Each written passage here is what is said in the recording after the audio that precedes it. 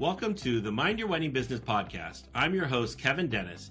In addition to leading the charge at Wedding IQ, I also run Fantasy Sound Event Services, a lighting and entertainment company based in Livermore, California, that I founded over 30 years ago. Each week on this podcast, you'll hear thought-provoking and empowering interviews with wedding professionals who have found success in the industry. If you're a business-minded wedding pro who loves love, but also cares about their bottom line, buckle up and get ready to learn from a new industry expert each week. All right, folks, welcome to another episode of Mind Your Wedding Business. I'm here with Nina Addeo. She's with Addeo Wedding Marketing, and we're going to be talking about social media as an operational system, not a marketing task. But before we do, Nina, can you tell us a little bit about yourself and how we got you here today? Yeah, Kevin, thanks so much for having me. Of course. When I went to school, when I went to college, social media was not even something businesses were doing yet. As a matter of fact, just college students could unlock Facebook with a college email address. It was I like remember that. It was a wild time. So as I went to school for speech communications and rhetorical studies, but was having, a problem finding my footing. But I had this viral America's Next Top Model blog. And as social media became a thing, that's what I was putting on my resume to try and get a social media gig. And the first one I resonated with was social media for a group of wedding venues. So it was a hospitality group. But back then, you didn't just do social media. So I was the admin assistant and marketing manager. And that meant I got to learn the back end of the wedding industry. So I'm doing Which the is probably linen a good order. thing. Yes, exactly. I'm doing the bridal showcases, the vendor lists, the leads list. So I'm learning and I'm seeing the inquiries come in. And the most important part was I got to take the minutes for the sales meetings. And so I was using all this information to make their social media better. And their social media or advertising budget, there was none. It was my salary. So anything had to be organic. So I started testing ideas and doing things to see how I could make social media work. Fell in love with it and decided to do it, that the formula I was doing could be replicated. So I do wedding marketing. So now I do it for wedding professionals of all categories worldwide. We have a social media membership now for those who can't outsource it yet. This way they get, the hand holding. And it's still as fun as it was before I was married. Because that's what I said to the girls who worked at the venue. It's like, is this still fun when you're married? And they all said no. But weddings are still fun for me. And I think that's kind of how you know that you're in it, right? When it's still fun. I'm a big believer. If it's not fun, you shouldn't be doing it. So, yeah. Well, that's a great story. All right. So we're going to jump in. And again, the topic social media as an operational system, not a marketing task. So I'm really excited to kind of get going on that. But Nina, before we kind of jump into the topic, can you tell us about like who you help and what you focus on when it comes to social media for wedding pros? Yeah. So my big belief, and this is what separates me from when you just work maybe with a local marketing agency who works with all types of brands, e-commerce brands, restaurants, etc., is that my goal isn't just on going viral, right? Because if a post gets 200 views and 3 leads and one that turns into a booking, that's a successful post for my clients. And Yeah. very often those viral posts aren't reaching the target audience. So I work with wedding professionals who really want to focus on conversions. So that's reaching people with your social media who are actually gonna or have the potential to convert to a client. Yeah, makes sense. All right. So you describe social media as an operational system, not just a marketing task. What do you mean by that? It has to be a part of your business, just like you have a website, just like you have invoicing and your processes set up, social media, even if you hate it, right? And I'm a big believer of making it something you don't hate anymore. Yeah. But you know what? We hate doing our taxes and we still do it. We hate doing Yeah. the accounting work and we still do it. So unfortunately, we have to find a way to make social media something we can tolerate doing and finding a cadence for it that can exist with your current workflow. Yeah. So one thing I guess is could be stress. So why do so many wedding pros approach social media in a way that creates stress instead of results?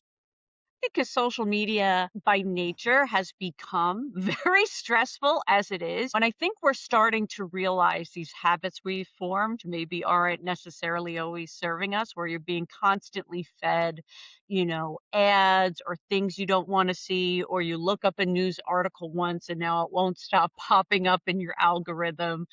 But I really implore people to consider how social media can be a fun place, and taking the time Mm. to mark, like, don't show this to me, or to search things you want to see. And this is an important one, but to hide people who don't make you feel good, right? Social media Oh. becomes a bad place for some because we get competitive. We see what other people are doing because we're seeing their highlight reel, and it can Mhm. get us in our feels. I've had it where I'm scrolling and all of a sudden I don't feel good and I don't know why. And I have to stop and think about, what did I see that made me feel bad? And Oh. Mhm. and That's so smart to yeah, hide that, yeah.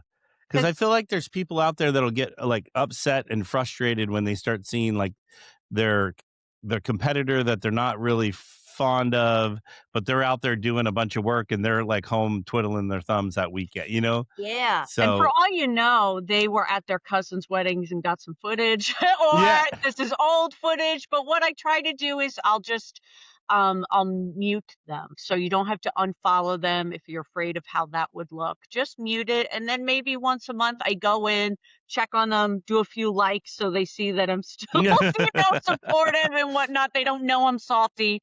But it's kind of protecting your mindset, or just use a scheduling platform and don't scroll on the app as much. But Mm, doing these things that you have to do to protect your space, because it's not worth missing out on the business you could get from it and the growth you could have. Your business is your baby, right? So yeah, what are we willing to overlook mindset wise so our baby can grow? yeah. You mentioned social media should be fun, or a little earlier. So is this a good way to let your personality, let your brand, all that kind of stuff come shining through? Oh, absolutely. Because really, I mean, I was nervous before starting this podcast, right? And then you Mhm. come on and I see Funko Pops, I see Mickey and Minnie, some stormtroopers, and a rainbow colored bookshelf. So Yes. immediately I'm at ease. Immediately, now maybe later when I sign off, if I see something about the Disney parks, maybe I'll think of Kevin and I want to There you send it go. to Kevin. So it's always a bit of an eye roll when I share it, but I'm a big professional wrestling fan. And so I like to work it in to my stories, because you know what? They're going to find out.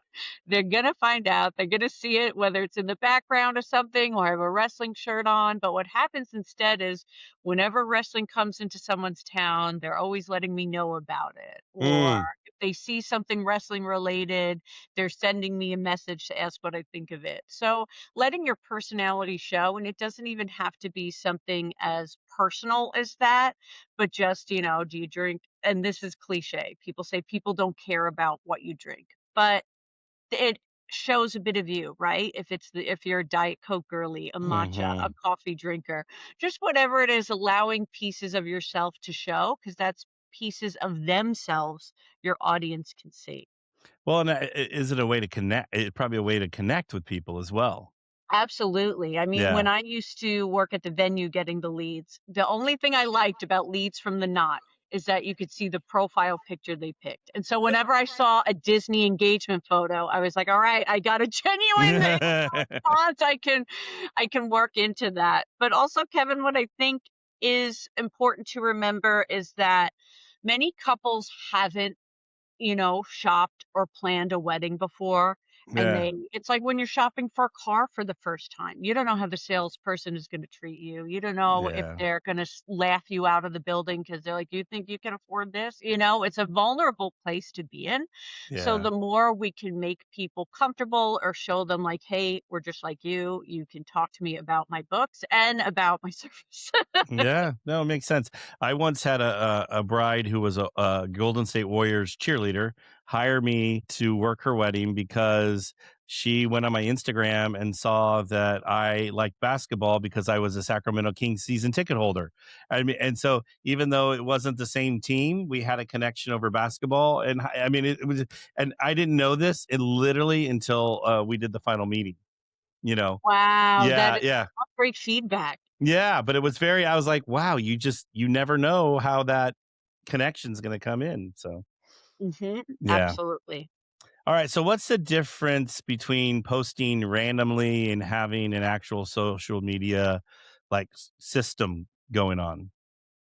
I think the first end is for your own sanity, right? Mhm, Relieving that stress instead of having that stress, several times a week. Let's just designate it to once a month or twice a mhm, month where you schedule it out and know things are taken care of. The only things I say to leave random or when you're at an actual wedding and you're either doing stories or you're doing the recap the next day, those are really important to get timely. But if you're scheduling out reels and what we call evergreen content, which is essentially content that doesn't expire, mhm.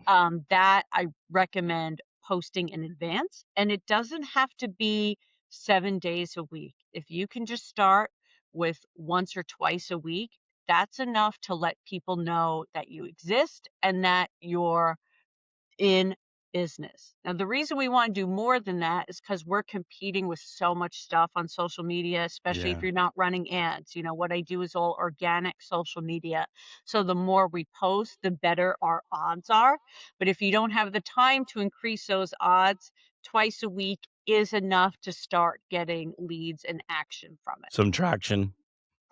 Yeah. Yeah, makes sense. Especially, I do want to put the caveat that if you're posting less, building in organic engagement time really helps with that. And by organic engagement, some things I'll do is let's say there's a venue you want to be working at more, maybe seeing who recently followed that venue, who recently checked in at that venue, and interacting with them and reminding people that you exist. So going onto the platform and just starting up some genuine comments. I know if I go in to a client's local area and I look up their romantic restaurants, I'll go into the geotag and see who checked in there recently, and I will find proposals and engagements. Or if you Oh, go to wow.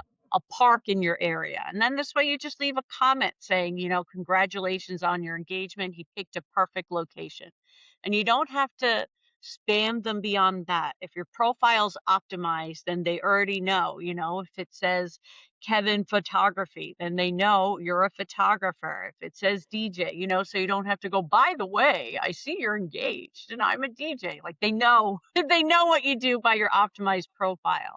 Your commenting just helps alert them and remind them that you exist. Yeah, makes sense. Alright, so how should wedding pros, Nina, think about social media as part of, like, the overall client journey? It is It's several parts of the journey, right? Because first is part of the discovery process. And very often, for the wedding venues I work with or any of the clients, after a couple books, they're following that venue. So they're a part of the journey now. You're with them for planning. So following those couples, I think it's really great to follow your couples, even for after the wedding, stay following because you want to be nurturing that relationship. So during the engagement, you're following them, you're a part of their journey, you're a part of their team.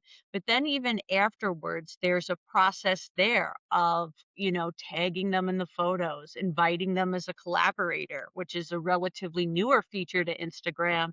But when you invite the couple to that post, that first post about them, it gets Mm, such traction and such engagement. And now you've introduced yourself, or really, you've shown the algorithm that all of their friends interacted with your content. Now your content is more likely to get fed to all of their friends. So it starts this really great funnel that I don't think should be ignored. So building that into your systems that I'm going to follow my couple after they book. I'm going to invite them as a collaborator when I first post their wedding. I'm going to keep in touch with them through social media, and maybe I'm going to tag an anniversary post for the first year or whatever, you decide your system is. That keeps you what I consider, without even knowing you, right? Your best referral source is probably your past couples. So Okay. building that into your operational system just helps keep that relationship alive. Because what's going to happen is they're going to buy a house, they're going to maybe have kids, or maybe they get a new pet they're sharing about. And you get to then be reminded and engage with them. So then when their friend gets engaged, you're top of mind. They haven't forgotten about you. They're going, oh yeah, Kevin, I just saw him on my feed the other day. He commented on our Disney trip. You got to reach out to him. Yeah. So that's why I like building it as part of the process. And that could just be on your intake form. You ask for their handles. Wow. Yeah, no, that makes sense. And then it's probably a good on the wedding day because then you could probably get a lot of, see what their friends and family are doing on their socials or tagging them with, and there might be some content in there for you, and then maybe even there's someone at the wedding that might be getting married, or you never know. Absolutely, that so often happens, and I mean, Yeah. back in the day, that's you used to have to, like you'd feel like a stalker looking for content, where we didn't have this systemized well, so I would be checking in at the venue, but what posted this weekend and trying to get, the credits to post it and everything, but I'm not above that. That's the best Yeah. way to kinda get some good content. Yeah. And it's like you said, organic and like yeah, it's not you making it up. So want to get your work published and position yourself as a leader in the wedding industry? My sister, Megan Ely, with OFD Consulting, offers PR support created specifically for wedding professionals. Through OFD Collective, you'll get access to PR leads, expert guidance, and the tools you need to get your work in front of the right people. Because you already have the expertise, now it's time to get the recognition. Go to ofdconsulting.com for more information.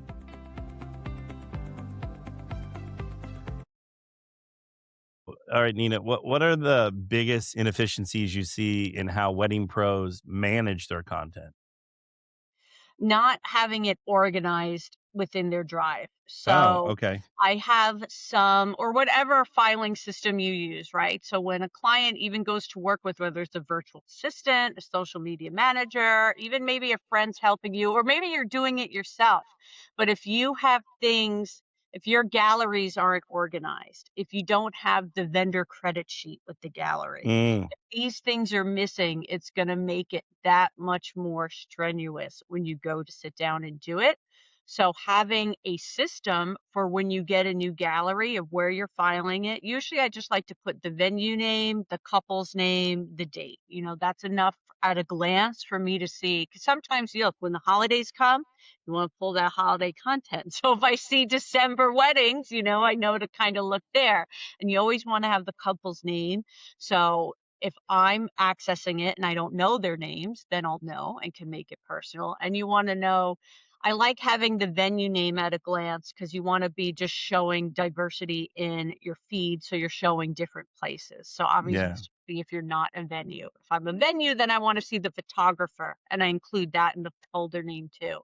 And then within the folder will be the images, whether you just put everything or you cull them, and then having the vendor credit sheet. That is Mm, really important. So this way, anyone can step in and schedule content with tags with that in there. And that's really helpful because your posts aren't going to do as well without that information, not to mm. mention it's considered industry etiquette to include it.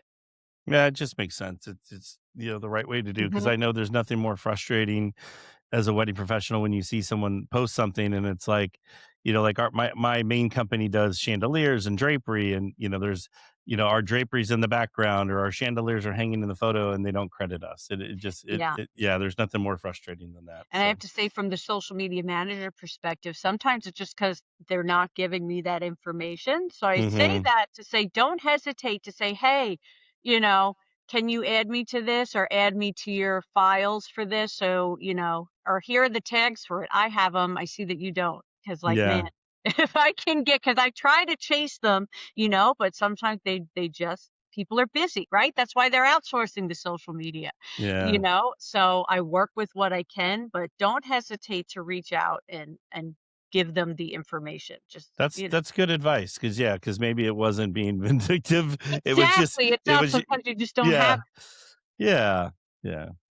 All right. So how can social media support inquiries and bookings without requiring someone to be online, 24/7? Yeah. So you want to make sure each post you do is optimized to work without you. So we want, when that post goes live, it's going to take a life of its own, and it needs some things to make that happen beyond just one being a good post, right? A good post, and that means something, visually pleasing, or it has some sort of engaging hook or trending audio or concept, etc. But even beyond that, first, you want to make sure you've put in the location tag, and that can either be the venue itself, the city, the county. Sometimes I change it up because those are all searchable. When I Mhm. was getting married, I was always looking at the venue's location tag to see what other people were posting at the venue, because I know the Oh, venue's going to post their best photos, right? yeah. Everybody else is going to post maybe the real photo. So couples are looking at that, and it flags to the algorithm where you're working. Oh, So yeah. that's the first helpful element. The second one is within your caption itself. So SEO is now something that exists within your social media posts. And so the more you can work in what you do and where you do it fluidly into your content, the more Instagram knows that. So that means if you're putting that you're, a Tampa wedding planner, as people start searching Tampa weddings, your content is more likely to come up either suggested to them on the explore page and so forth. Yeah. And then Makes lastly, you want those tags, because when that post goes live, everybody tagged is going to get a notification if they're tagged in the caption, and they're going to get a message if they're tagged where you actually hit the little person icon and tag them. And that gets people interacting with your content right away. Very often, if I'm tagged in something, I'm going to share it. So then Instagram sees, wow, this was posted, and look, right away, 4 people shared it. That means, this is a good post. And the more engagement that happens, as soon as you hit live, the more, or publish rather, the more Instagram's going to see, or whatever social media platform, this is universal, that this is a juicy post. This is a good post. So by mm, putting those tags, and if in addition to vendor tags, I like to tag if my client advertises with a local magazine or directory, I'll tag them. If they belong to a chamber of commerce, any sort of partner that you have, or even mm, some of my accounts, they have 2 accounts. They may have a personal account too, and they like to cross post, or they do mm. wedding planning and DJ services. So sometimes we'll cross post too to help with that engagement. So this means without you babysitting the post when it goes live, there are things working to get the post to get some action without you having to be present behind it. Yeah, that's good because it'd be really hard if you had to be present Exactly, the whole exactly. time, so Yeah. that would be really stressful, so all right, you mentioned, Nina, a little bit ago, like, twice a week should be you should be posting at least twice a week, so what role does consistency really play, and what does consistency actually look like? Yeah. So the idea, unfortunately, and this, I believe in this with my makeup, and I believe in it with social media. More is more. So, unfortunately, right? But look, Yeah, sometimes when I'm on the go, it's just going to be a little concealer, and that's it. And yeah, so sometimes when you're on the go, that's why I say it's okay if you can only do twice a week. You have to figure out what you can do first. Look, if you can do 7 times a week, do it, because that increases your chances, especially if it's good content where you have time to put in all those elements we discussed. So more is more, but you don't want to risk burning out and then you post for a week straight and then there's crickets for the rest of the month. oh, Because what makes we want to make sense. sure is that whenever somebody logs on, and whenever they're looking, that ideally you come up on their feed and that you're suggested. I had somebody say to me once, like, God, it feels like whenever I log in, you posted something else. And as annoying as that may be for them, it also is like, all right, good. I want people to see me. So imagine if people were seeing you all the time over somebody else. But I think what's also important is couples really do use social media as a form of shopping. I mean, even look how wedding content creation is its own category now. It's because that's how important social media and this type of content is to couples. So they want to know how you're going to post their wedding. And that doesn't mean you have to create these posts, because they are couples who don't want you making memes out of them, right? And don't want to be reels. So whatever is authentic to you, that will translate to your ideal couple in what you're posting and how you're posting. And staying consistent is what's going to help you consistently show up in the algorithm on social media, whether you're using Instagram, whether you're using TikTok, Facebook even, those are all big ones right now. So really, it must come down to consistency is key. Yes, and Yeah, and you decide what consistency is for you. is. Yeah, makes sense. Okay. All right. So what type of content tends to move potential clients closer to bookings? So from what I see from, working with clients worldwide and reviewing their analytics, is that reels bring in new people, but Mm, it's the portfolio content, those feed posts and those carousel posts, that's what I feel converts them. That's what gets them to the website. hmm. So the reels bring in new people. They go, oh, who's this? Oh, this was funny. Oh, let me check them out. And then when they get to actually see your work and start to visualize their day, that's what's going to get the conversion. Because the most important analytic for me, and this is what separates me from other, broader marketing agencies, it's not just the views, right? Because whenever we post something, the 80% of the views are going to be the vendors who are tagged in it, right?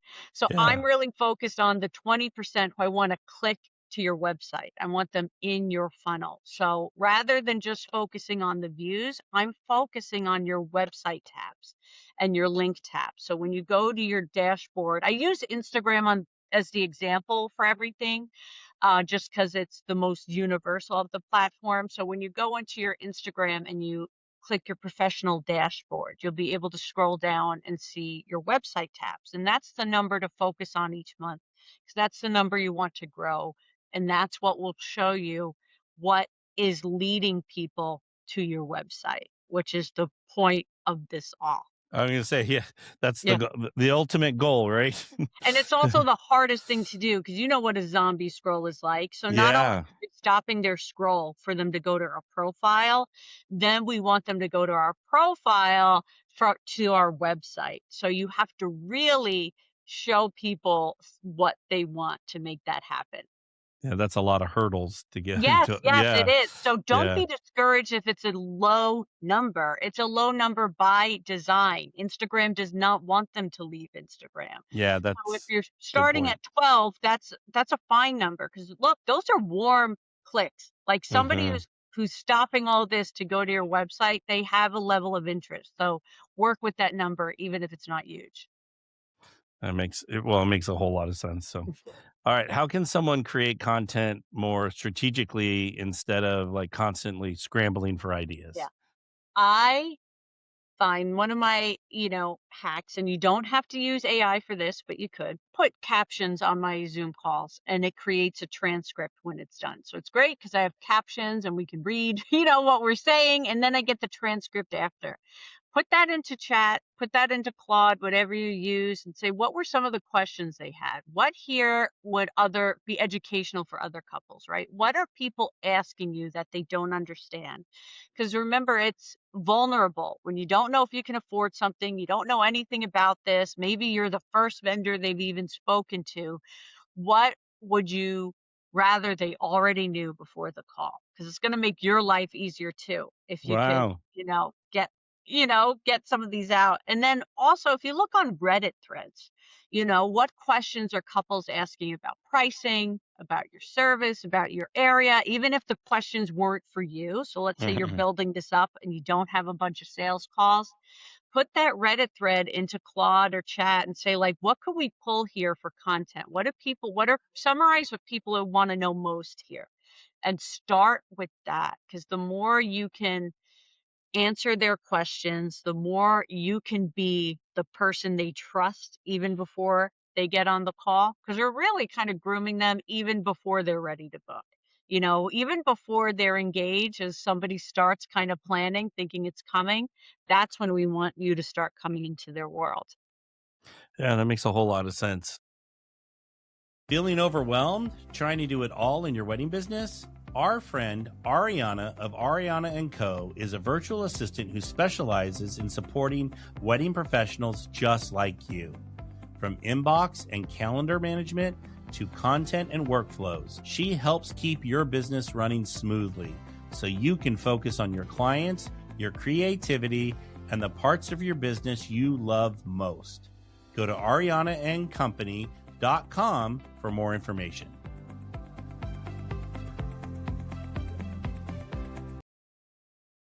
What systems or like workflows can help make the social media process more sustainable for the long term? Because you mentioned someone went in and did it for a week and then stopped, and then that's not good. So I guess the goal is long term, and having Yeah. consistency long term. So are there any kind of systems, workflows that help?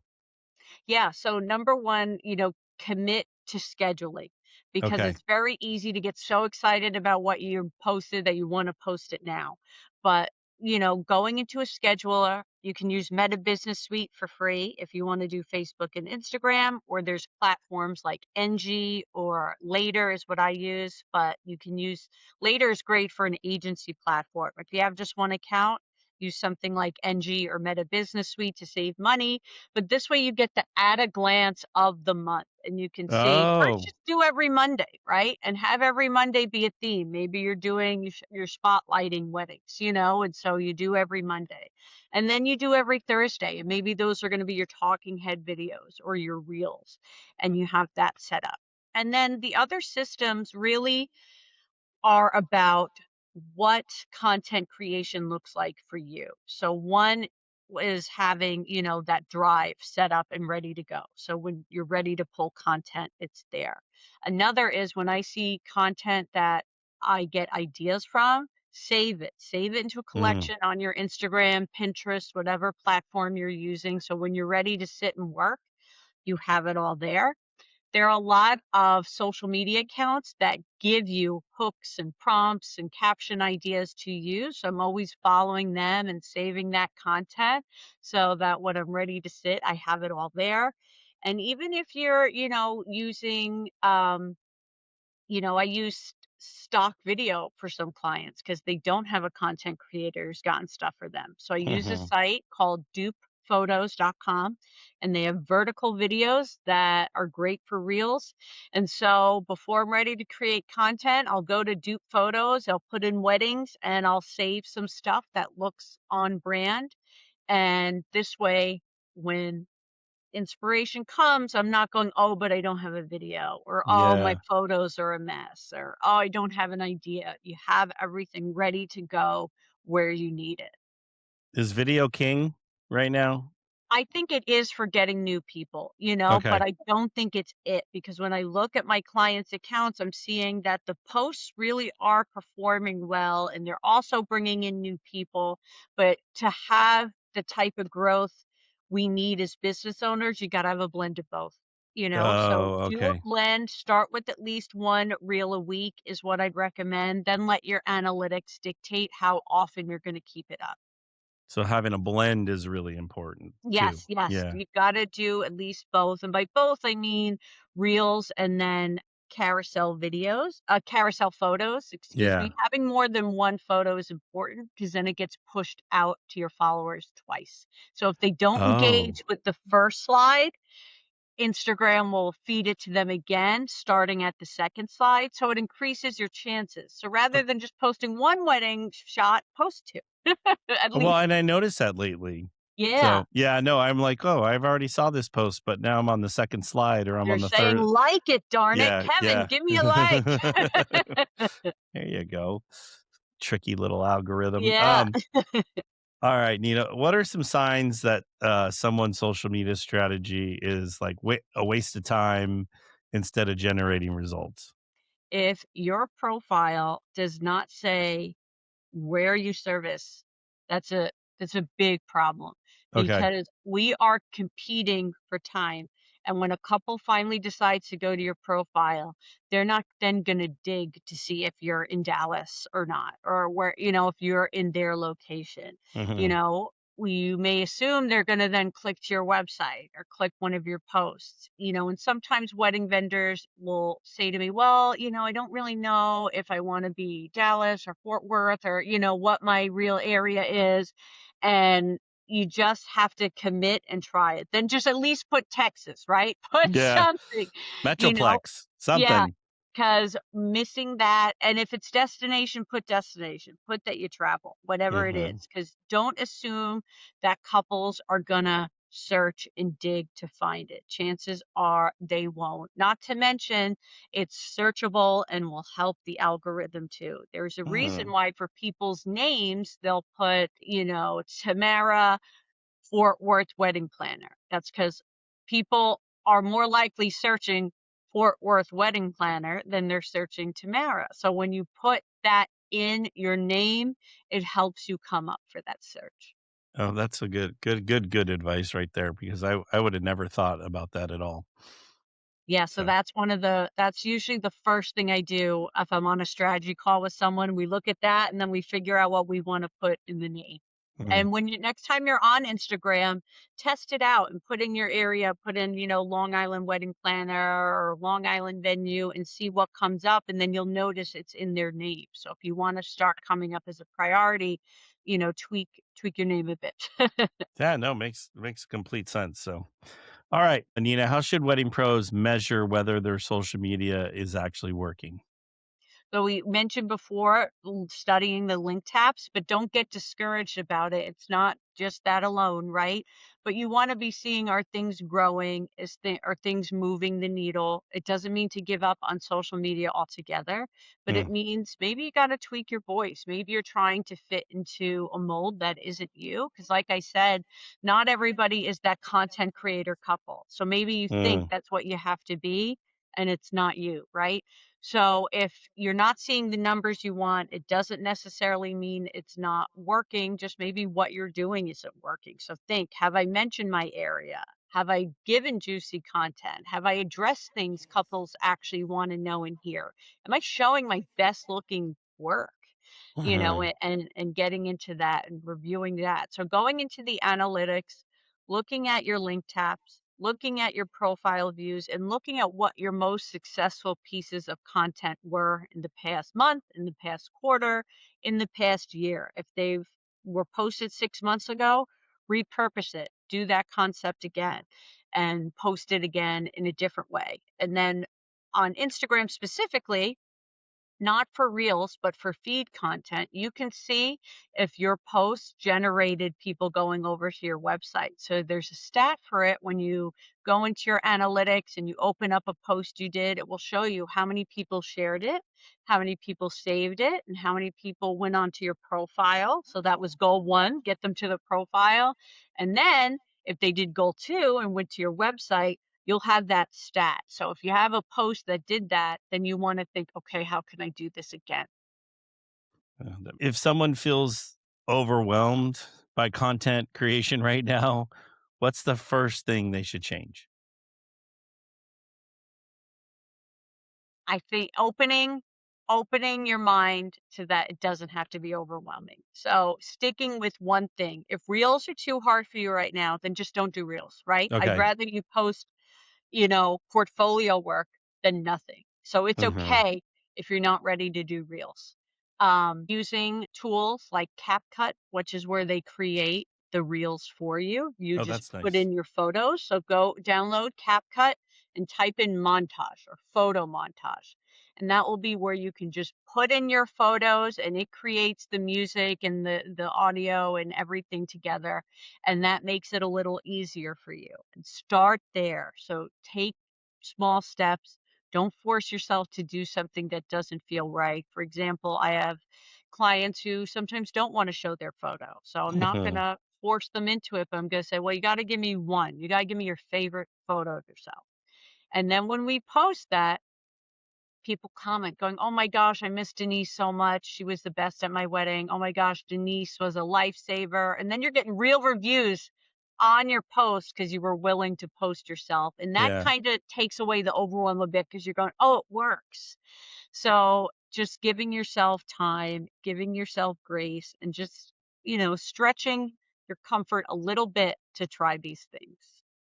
Now, what about posting like behind the scene content? Like, setting up, you know, some building something in the warehouse, any of that kind of, I guess how the sausage is made kind of Yeah, and videos. that stuff is great, and it's great if you're not like a talking head or if you're an Okay. introvert, right? Because you can just set up the tripod or just lean it against a chair, whatever you have to do, and just let it post and do a time lapse. And then that video can be as simple as, come set up a 350 person wedding with me, or come, assemble invitation suites for, XYZ. People love to see that stuff. As a matter of fact, Kevin, before this, while I was working, I had on a YouTube video of a woman who's a stationery designer, and she's packing orders, and it just felt like what they call body doubling, where I'm Yeah. working with somebody else. Yeah. And it was just really nice. But people like this type of content. It's what they're consuming. They want to see the transformation. It shows how you make it happen, right? This balloon arch and escort card table doesn't just show up, right? Yeah. I Yeah. am Yeah. putting one piece up at a time. And you can repurpose that content. You can use it. You can use it for B-roll to go with reels. You can use it right after that wedding immediately to say, we're setting up for, Casey and Steve today. There's so much you can do with that just by recording a minute of your setup. Wow, and that's amazing how you can multi-purpose all that into Mhm. different multiple uses. Yeah, Yeah. absolutely. And these work well even on YouTube Shorts, Yeah. You could Yeah. take some of your best pieces and try using it on there. There's so many ways you could use it, not only repurposing it on one platform, but repurposing it for several platforms. Yeah. And you mentioned putting like your phone up on a chair. Is there a Yeah. little bit of like some simple equipment, like a simple tripod or a couple things that you should have?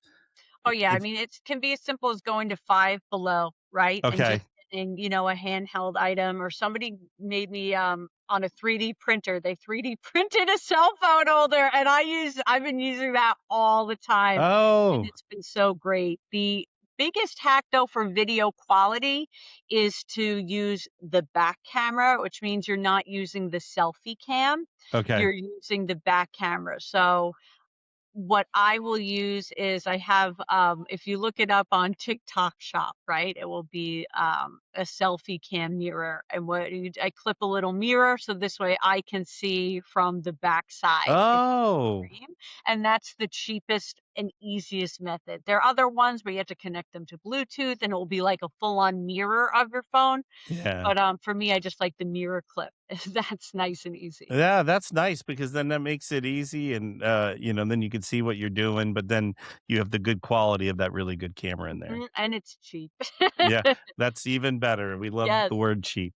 So, Yes. all right, we're getting to the end here, but I wanted to ask you one more question about like if you're embarrassed to see yourself on video or you're not comfortable being out in front of people, is there a tip or a hack or something? Do you just do it and you get comfortable with it? Like for me, I just don't look at what we do and I Yeah. just know that's my like hack for it. But is there any little tips and tricks for people? Because I feel like with social media, people want to connect with the people, not so much the pretty photos, so they want to see the people behind it. So what tips and tricks for that? Yeah. So number one would be take your favorite photo, post it, see how well it does, right? Because it's Okay. going to do well.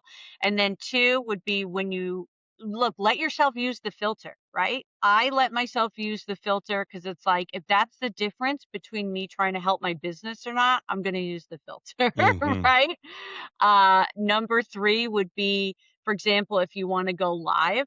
I made sure all of my siblings were available when I was going live, because I needed to make sure at least somebody was in there, and they would ask me questions, and it made it that much easier. But maybe if you're doing a reel and it's something not live, you send it to your group, right? Whether it's your siblings, your vendor friends, your Yeah. spouse, whoever it is, Your you support say, group. yeah, you say, look, I need some engagement on this. And then, really maybe creating content days where you're only doing it when you're dressed and ready to go. Maybe if you go to church on Sundays and you're dressed up for church, know that 20 minutes before you leave, you're going to film content because you like how you look. Or maybe you just do it after you get a haircut and you just change Yeah. your outfits, get as much as you can. It is hard and it is scary, but also, you know, if you're too shy to have it be centered on your face and you talking, then doing that behind the scenes content, and maybe it's you pouring your cup of coffee or stuffing envelopes or, setting up and plugging things in, whatever it is, cheat it a bit and take baby steps and give yourself grace and remind yourself why you're doing it. You're doing it for your business. So I'm willing to just surrender caring. I'm not saying that's going to be easy for everybody, but I've No, just given no. up. It's like, you know what? I no longer care about how I look. I just have to put out this stupid reel. And that's the reality of my Yeah. life today. No, that's true. And you had good advice in there where you were saying like batching it. I think that's where a lot of people in the in just in the wedding industry overall get like, how is that person doing so much content? Yeah. And most of the time you talk to someone and they're batching it, like Yes. like you said, they're changing their outfits multiple times or doing, and in one, a little 2 hour, 4 hour little jaunt in the day, they got a month plus worth of content, all taken care of. Yeah, So, and it's as simple as, look, you have a cardigan over your shirt, right? Then you take that off. Now it's yeah. just the shirt. Take out the ponytail, hair is down. Just little things you can do, even if you don't have a full wardrobe you can take on site with you. Yeah. No, I totally get it. I have 2 podcast recordings today. You're my first, and I was going to wear this, and then I'm Then going to pull it off, and then I'll look, perfect. You I'll get look it. different on the next one. So, You yeah. get it. Yeah, no, yeah, it's little tips and tricks that, it's just easy. So, because I used to drag a bunch of shirts and, if I had, like, there's days where we'll do 3 or 4, then I'm bringing clothes and Yeah, that's a whole different thing. But yeah, with a couple, you can get creative and get you can away cheat with it. it. Yeah. So, yeah. All right, Nina, you were fabulous and gave listeners a lot of great information. So where can our listeners learn more about you and where to connect with you? Yeah, I'm at I Do Wedding Marketing on all the social media platforms or on LinkedIn. I'm a big LinkedIn fan. You can find me at Nina Addeo. And if you go to idoweddingmarketing.com, that's where you can learn about working with me or joining my monthly membership, The Social Studio. So that's where I give the prompts and content hooks for you. So you just have to log in there as part of your system and just get rolling from there. I love it. And then you mentioned LinkedIn. I recently went to a conference and learned LinkedIn. All the strategies you talked about today don't work on LinkedIn. So there's a whole different group of strategies and all kinds of different things. So that's a whole nother can of Yeah. worms. Probably a whole Yeah. nother podcast we could talk Yes. about. Yes. So, all right, Nina, you were fabulous. We can't thank you enough for being here today. And folks, we'll see you next time on another episode of Mind Your Wedding Business. Yay. Thank you so much for tuning into another episode of Mind Your Wedding Business, brought to you by Wedding IQ. If you've got a topic you'd love to hear us cover, or if there's an area of your business you're struggling with, let us know and we'd be happy to help. Don't forget to check out our other episodes on Apple, Spotify, YouTube, or wherever you get your podcasts. And if you're a fan, we'd really appreciate it if you would subscribe and left a review. It helps more wedding pros find us and learn more from our guests too. Thanks again for listening to Mind Your Wedding Business. We'll catch you next time.